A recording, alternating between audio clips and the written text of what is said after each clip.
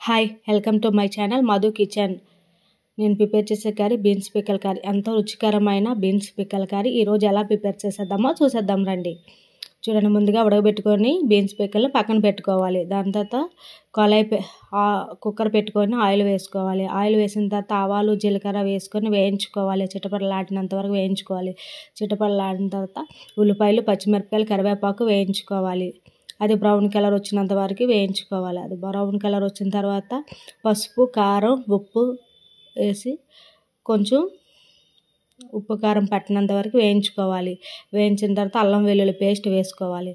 అల్లం వెల్లుల్లి పేస్ట్ వేసి పచ్చివాసన పోయినంత వరకు వేయించుకోవాలి. వేయించిన తర్వాత పసుపు కారం ఉప్పు వేసుకోవాలి.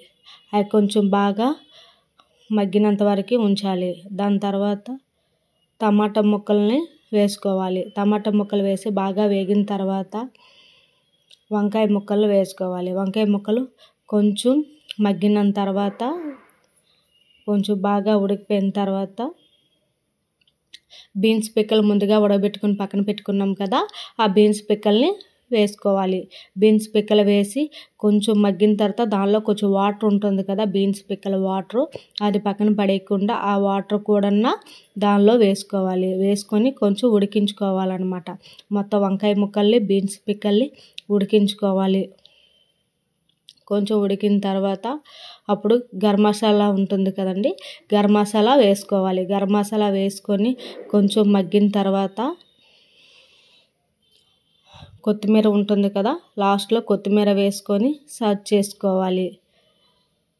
చాలా అంటే చాలా పిల్లలకి పెద్దవాళ్ళకి అందరికీ చాలా బలమైన పిక్కల కర్రీ అండి. ఇది తింటే మళ్ళీ మళ్ళీ తినాలనిపిస్తుంది. ఎలా ఒకసారి ట్రై చేసి మీకు ఎలా వచ్చిందో, కర్రీ ఎలా అనిపించిందో లైక్ చేసి కామెంట్ చేసి సబ్స్క్రైబ్ చేయండి. చాలా అంటే చాలా బాగుంటుంది కర్రీ. ఒక్కసారి ట్రై చేయండి. చూడండి ఎంత చాలా బాగుంటుంది. ఒక బౌల్లో సర్వ్ చేసుకోవాలి. సర్వ్ చేసుకున్న తర్వాత అన్నంతో తినొచ్చు, అండ్ పులకాలతోని చపాతీతోని పూరీతోని ఇడ్లీతోని కూడా తినొచ్చు. బీన్స్ పిక్కల కర్రీ చాలా అంటే చాలా బలమైన పిక్కల కర్రీ. మీ ఇంట్లో మీరు ఒకసారి ట్రై చేసి ఎలా వచ్చిందో లైక్ చేసి కామెంట్ చేసి సబ్స్క్రైబ్ చేయండి.